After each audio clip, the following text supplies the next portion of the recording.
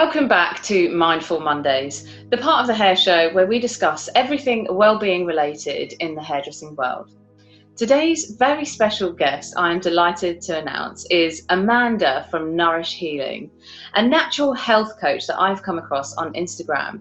Welcome, Amanda. Thank you so much for joining us on a Wednesday evening. Thank you for having me. Yeah, it's great to be here. Thank you. So, Amanda, I know that you've taken a great interest in the hairdressing community, but before we go into that, tell us a bit about yourself. So, I've not always been a natural health coach. I worked in the media industry at the BBC and IT for, 20 plus years. So, did the whole commuting, the sort of long hours, all that kind of stuff. And then in 2013, unfortunately, I had a stress because of work induced breakdown, and I was broken. Basically, I kind of just thought, what do I do now? I knew that I couldn't go back to the industry that I'd spent all my time with, so I took a bit of time and I decided to follow what I was really passionate about, and I've always had a real interest about sort of health and well-being, but kind of thought that maybe now that I could actually do something to give back, to sort of help others avoid what I went through, but also help to support them if they were going through something similar as well. Sure. I think your story is really incredible. And when we had our separate chat on the phone, I could see so many similarities in the burnout that you faced and also the sort of hustle bustle and busy life, fast-paced kind of atmosphere that we live in. As hairdressers, I would say that there is a lot of giving and that we're obsessed with, more value for money for the clients and equipping ourselves with extra skills, even if it is, life coaching or counseling skills or lending that extra ear or shoulder to cry on for our clients. But I do think it's so important to look after ourselves as well, because so many people reach that burnout phase that you were talking about. Definitely. How is it? I mean, what would you suggest for hairdressers that we can adopt to make sure that we don't get to that stage? Because we all love what we do, we're so passionate about it, but sometimes life takes over in that capacity. So what do you think we can do to equip ourselves to maybe look after ourselves and check in a bit more? Yeah, I think a couple of really easy things to do are, and I know we were talking about this earlier, is to allow a little bit more time for yourself in the morning. Okay. It's so easy to get into that rushing around, sort of grabbing your coffee, kind of out the door scenario, whereas actually just even 10-20 minutes literally to yourself, if you can, to sort of get up, maybe listening to a guided meditation for 5 minutes, just sit, sort of do some breathing, just start your day with the right intention. Because otherwise I think if we head out that door and our mind is, not quite set for the day, we can set ourselves up to sort of fail before we've even got to work. So that would be my sort of number one tip. Another one which I find really, really helpful, not always easy to do all through the year, but is to just get outside for 10 minutes. Nature, whether it's on a balcony, outside the back door, if you're at work, or even in a park, just sort of standing and being surrounded by sort of trees and that little tranquility, if there's water even better, can just really help to ground yourself, to just sort of take you away from the hustle and bustle of the day that you're in. And it might not be till the end of the day you can do that, but I find that so rewarding, and it kind of gives that detachment from the day to kind of then when you're going home, for instance. Exercise is really helpful. Not everyone is a morning person for exercise, but it does get those endorphins flowing. Even if it's just a 20-minute sort of workout, which is what I tend to do in my living room, that is great, absolutely great, because it gets the endorphins going, it gets the blood pumping, just makes you feel more positive about yourself. And that obviously then rubs off on other people, doesn't it? Nutrition is always a difficult one to talk about, but what I would say is just be a little bit more mindful about what you're eating, because food does have an effect on our mind. You know, if we're eating too much of the sugar, sort of too many cups of coffee, too much caffeine, that is going to have a negative effect, because what it does, it raises our blood sugar levels. So we might get that instant burst of energy, or that instant burst of sort of, oh, I'm awake, kind of zingy feeling. But then you come crashing, and you actually end up feeling worse than you did to start with. So it's not helpful for your mental health to do that, because you're then almost looking for your next cup of coffee or the next sort of chocolate bar to keep you going. It sort of self-perpetuates. Yeah. So easy to do, but the more you can just be aware of that, you can really make easy sort of quick things from home, like a healthy smoothie, or sort of put some oats in the fridge with chopped up fruit the night before. So it's still grab and go, but you're actually fueling yourself, not only for your energy levels, but actually to sort of support your mental state as well. And a lot of people don't make that connection, but it does have a huge dramatic effect if we're putting the wrong things in the tank all the time. Balance, obviously, you know, we've got to have our chocolate and stuff like that, but it's just having that right proportion, really, so that you're thinking about not only that you're not hungry anymore, but that actually you're supporting your brain as well. Yeah, it's funny you mentioned that, because I mean, I'm only 1 week in, but I can already feel the hairdresser's diet creeping back, which is just consists of caffeine, 1 glass of water if you're lucky, and the first trip to the toilet at 4 p.m. Never mind lunch. No, I can imagine. It's a hard one to get out of, but I tell you what, most hairdressers, since coming back from lockdown, have given themselves an extra 5-10 minutes per appointment to clean down each section. So I suppose that could be an opportunity to just grab a bag of nuts or whatever it is. Yeah, absolutely. Like you say, nuts, sort of fruit, a smoothie, something like that, that's just quick, but actually it's sort of nurturing you, you know, from the inside out, which is you'll see the benefits. It just takes that little bit of a habit change, doesn't it? Tell us about pure essential oils and the aromatherapy and the science behind that, and what we can do to take on that. So because I've studied sort of the effects of stress on the mind and body, and I then went on to sort of look at aromatherapy as an additional tool, a lot of people think essential oils, oh, they just smell nice. Well, they do, obviously, but they actually work with the emotional part of the brain. So when you breathe these oils in, they're going right through the emotional tract to the brain. So they actually influence and can help our emotions. Not only that, when you're then putting them topically, for instance, on the bottom of your feet, they're also then working from the nervous system side of things.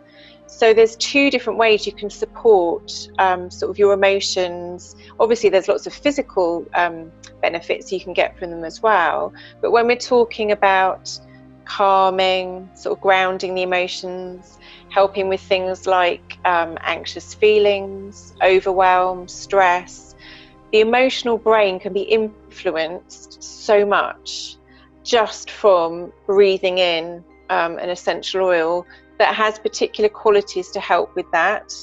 And I've been doing a lot with people to kind of just help them, because it's the more tools you can have in your toolbox, the better, and especially when they're portable as well. Yeah, absolutely. And I think because it's so physically demanding, we forget that it's also emotionally quite challenging as well, because you may have a couple of clients on the go, you may have the phone ringing in the background, and there's so many background and surrounding distractions and noises, and then of course you're trying to connect with your client and bring her the most amazing, unforgettable service that she can tell her friends about, and then you also have a friendship that forms between you, and on top of that, you're supposed to do the best highlights and the best cut of your life.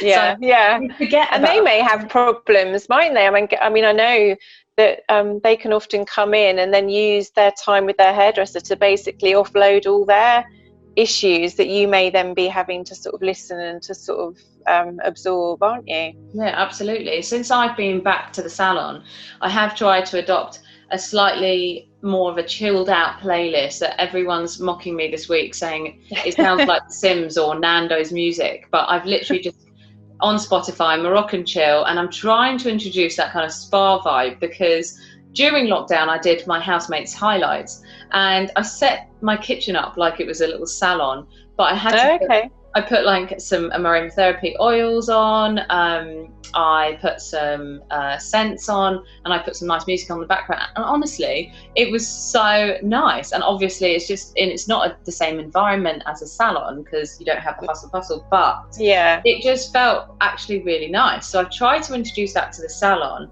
and so far so good, because we had that extra time. But before, it was all about, let's play really fast-paced music because we need to play fast, and so it really does have such an impact, because all of your senses are subconsciously playing part to your mood. And I suppose even if they don't, by the time you get home from work, you may have a delayed reaction on everything that's gone on that day. So it's really interesting to see. In terms of the science, how does the brain make the connection between smelling or inhaling the scent of, let's say, lavender, and actually having that calming effect on you? So for us, obviously, we smell it as whether it smells nice. That's what we're thinking. But because it's using the limbic system from the nasal cavity directly to the brain doesn't need to smell the smell. It's basically working with the chemical constituents of the plant or flower itself. So then, because of those and the way they naturally work, so if you think of like herbal remedies, if you were to drink a cup of chamomile tea, it's going to calm you, because that's what the flower and the plant brings, when you make it into a tea. The same way, the brain doesn't need to know what it smells like. It just gets the therapeutic properties from the the chemical constituents, obviously, of the plant, and then it has that effect on our brain cells.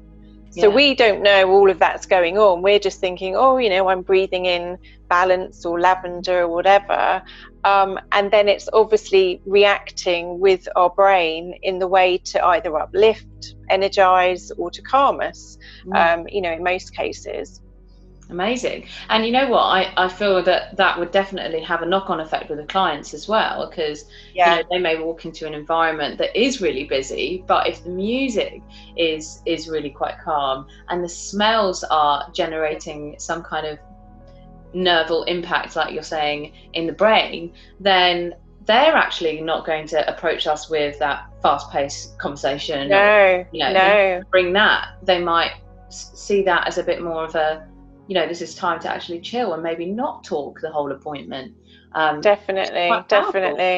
Because I'm also a Reiki healer, so I've used essential oils for when I've given Reiki to people, and the minute somebody walks in, that's exactly what happens. They might be all sort of chattery, all their sort of brains going because they've just come from work, but when they get there and they start to breathe in, it does automatically calm them. And I've had people fall asleep before.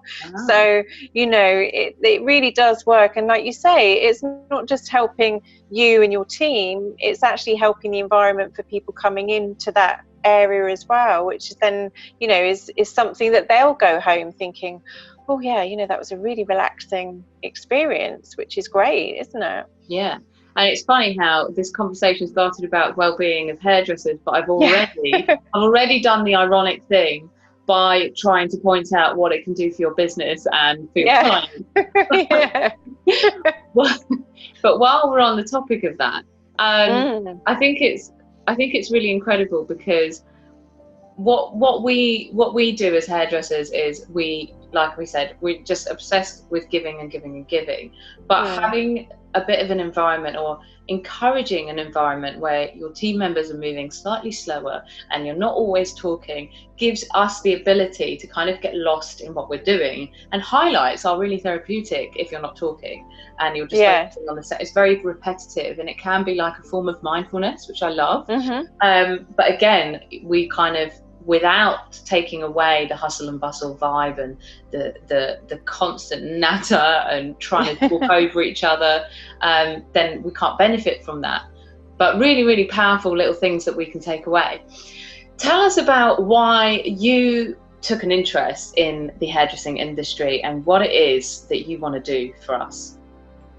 So really, obviously, when lockdown began, I took most of my business that I do online more. I mean, I already was, but I then started thinking, and obviously within the news sector, I was fully aware of the industries that were most affected by not being able to work. And it just got me thinking about hairdressers, particularly initially, because suddenly, you know, that was it. You weren't able to work. And I started sort of thinking about how more I could help people in the same position as yourselves, because I realised that whenever it was going to happen, that you were going to be able to return, and obviously we didn't know right back at the beginning, that there was going to be a huge shift. And actually, not only that return to work, but the actual time off, I know for a lot of people has been a struggle, not just because of the lockdown, you know, challenges sort of financially and all that kind of stuff, but actually because some people haven't enjoyed being on their own. So the anxiety and all those kind of things has, if it's not been there before, it's got what, you know, it started, or if it was there before, it's got worse. So I kind of just really felt conscious that, you know, your fast-paced environment was going to be a real shift to kind of get to that point when you were going to be able to go back. And then obviously I just came across Hayley, the Resilient Hairdresser, just by pure chance. And when we got talking, which I think the first time was for about nearly 2 hours on the phone, because we just kind of gelled and had all these same sort of ideas about how we could help, that it even more so just cemented in my mind that there was something there that I wanted to be able to help you, but also the environment that you would be going back to. So individually, people could be helping themselves and be empowered to see how they could help their sort of mental wellness, but also then to create a more mentally calm environment for you to work in as well. And it really just kind of, I think workplace well-being, because of my background, is a big thing. But obviously corporate side, it's not so easy to incorporate things like diffusers and stuff into the environment. Whereas I thought, oh, this would be amazing, because hairdressers, you've already got, you know, there's sort of that type of industry, that it would be perfect for you to sort of adopt these kind of measures, to create such a better environment for yourselves, you know, as you said just now, the clients as well. And you know what, we can't ignore the psychology behind, you know, clients that come to the hair salon, they're coming to you for a service that, 2 seconds. That's okay. Has my camera gone? Yes. Yes, it has. Sorry. Oh, you're back. That's all right. Start that bit again. We can't ignore the psychology behind the client coming to the hair salon. She's coming to you because she's unhappy with something with her hair. She wants you to improve her hair, her hairstyle, which in turn is linked to her image, so that she can feel better about herself and she can feel the person that she wants to be. Now, with that comes a lot of, you know, luggage, if you like, because people are coming to you in a quite vulnerable stage. They can be quite anxious if it's their first time with you. They can be carrying a lot of emotional stress as well. So sometimes it's really important to actually think, well, is the fast-paced, really loud trance music environment, is that the best place for them to be experiencing a transformation? Because it is. And I know we can always, you know, we can always undo what we do in the hair salon. Well, maybe not all the time, but I know that we can change a colour if it's not right, and, you know, we can chop more off if it's not quite right. But it is a temporary change that it feels very permanent for those 6 weeks or 8.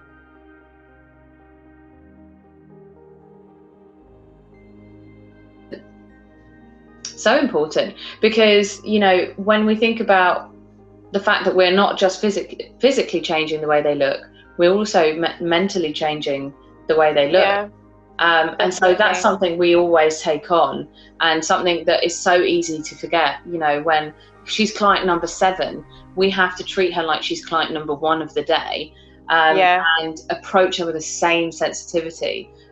So it's so important to kind of switch that on all the time. In terms of physical drainage, what advice do you have for us who are totally suffering with the new normal?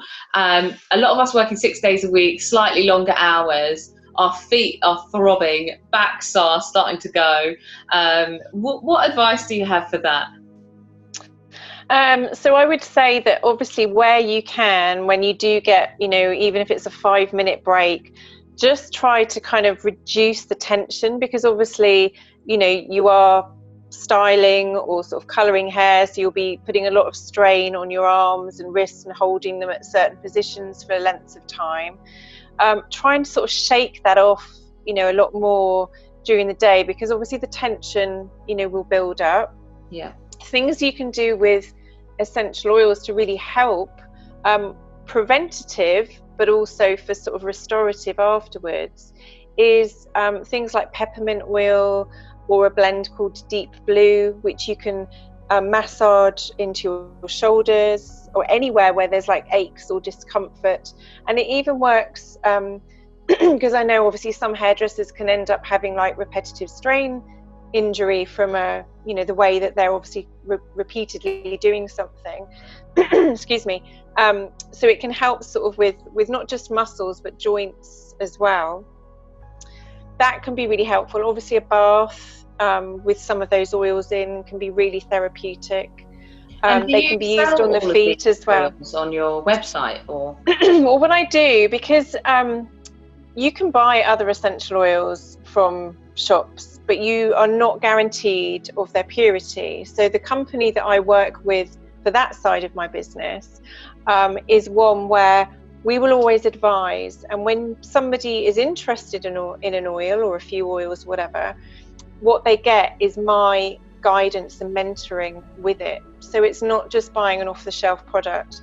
They actually get one-to-one free sessions with me, so that they really understand how to get the most out of the product, how to use it, and for me to make sure that what they're doing is actually helping. So they would get that as part of any recommendations that I would make. I love that. And tell our viewers where they can find more information about you and the services that you can offer if they're interested. Okay, so I'm mostly active on my social media pages. So you can find me on Instagram on @nourish_healing. On Facebook, I'm @Nourish Healing Therapies, all one word. You can also email me, which is amanda@nourishhealing.co.uk. And yeah, I tend to do a lot of kind of lives on Instagram mostly. So there are a few on there on my IGTV already for the hairdressing industry, which people might find useful. So no, I'm always open to kind of have a free chat with people if they just want to have like a discovery call with me as to how I might be able to help them.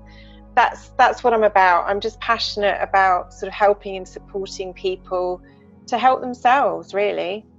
And it's so authentic that you've come from a place of like working in the media, fast-paced life, and it's so relatable, I think. And part of me thinks you're going to regret saying give you a call for the discovery chat, because us hairdressers like to talk.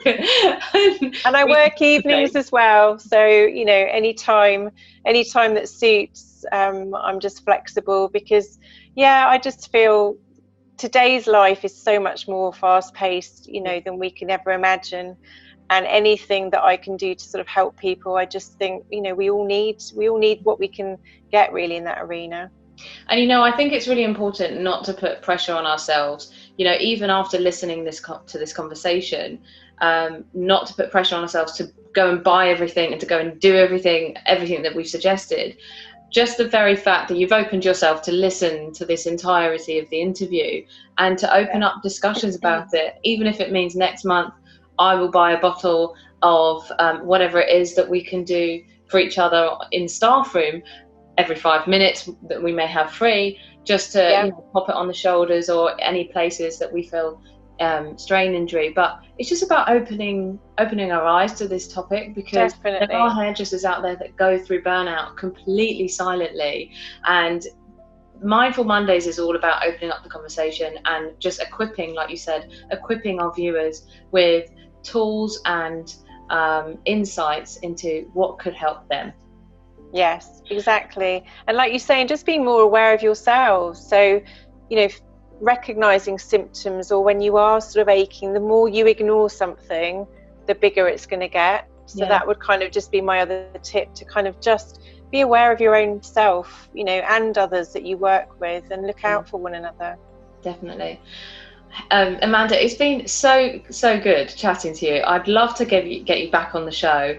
It's such a shame that we don't have more time than we do here, but thank you so much for joining us. We'll definitely be bringing you back onto the show, and I'm sure Amanda's going to be watching the live right now, so tag Amanda in anything, and please do get in touch with her if you wanted to take advantage of any of the lovely services that she offers. Thank you so much. It's been an absolute pleasure. Thank you for having me. And I'm sure we'll have you back on the show.